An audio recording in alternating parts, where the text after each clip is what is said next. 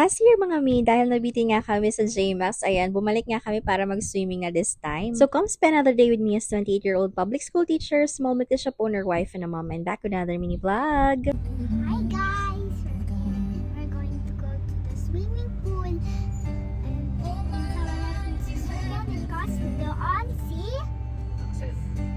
Axel. Kasi next day hindi siya nakasama. Opo kasi sabi ko teachers mama next week. Tapos nasama na nila. See you there to the swimming pool.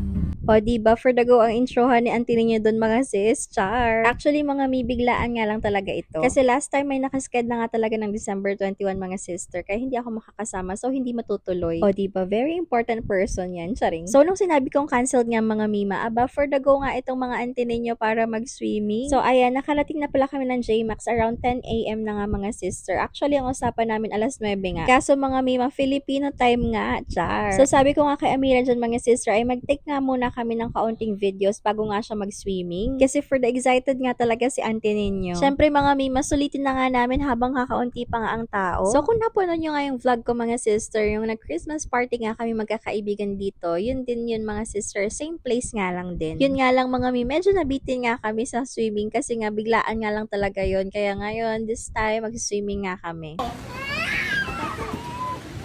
Dahil vloggers tayo mga sister, ayan, kunwari aakyat tayo, pero babalikan lang din naman ang asawa ko yung cellphone namin.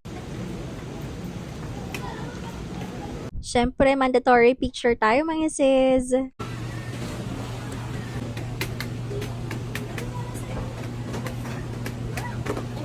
Itong si Amira nga mga sister, medyo nagmana nga sa kanyang papa. Kasi napapansin ko nga this past few months mga sis, for the takotang person sa mga matataas mga mima. Ganun din yung asawa ko mga sis. After nga namin makapag-take ng pictures and ng videos mga sis, ayun, naligo na nga si Annie niyo kasi for the excited talaga siya. Last time nga nag-swimming si Amira dito mga sister, nagkaroon nga siya ng sugat sa may tuhod. Kaya ayun, pinagsuot ko nga siya ng leggings mga mi para hindi masugatan si auntie ninyo. Kasi kahit na mahilig nga sa tubig si Amira mga sis, takot yan malunod. So on this part mga sis, sinerve na nga yung lunch namin. And kumain na rin kami kasi for the gutom na nga ang mga person.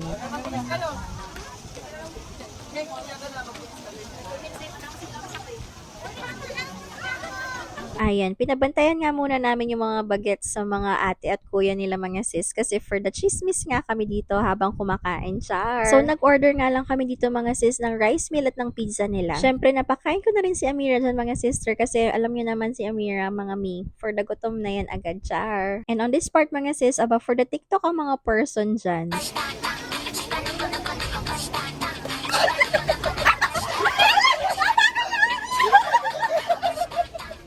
Kaso mga mi, nakailang take nga ata kami dyan. Aba, hindi namin ma-perfect mga sis.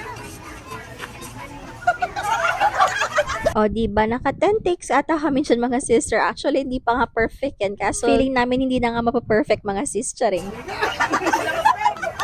And ayan mga sis, nag-decide na nga kami na mag-swimming na lahat. Buti nga mga mima, hindi ganon kainit nung araw na yan.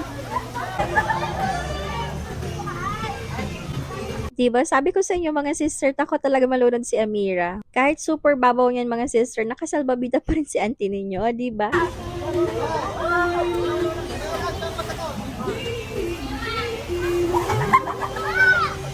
So kasama ko pala dyan mga sister, yung mga friendships ko, si Sir Kenneth, si Ma'am Kath, at si Ma'am Carla. Syempre kasama nila yung mga beloved pamangkins at mga anak nila mga sis.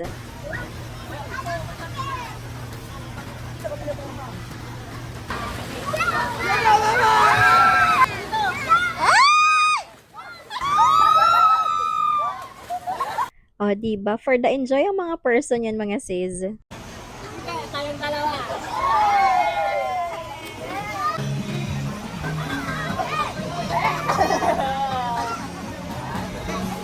Dahil wala nga magpipicture sa amin yun, mga sister, kasi puro basa kami. Sabi ko nga, ay mag-video na lang kami at screenshot na nga lang yung pictures namin, mga mi. Kaya, ayan, todo post ang mga person dyan, mga sister. Char!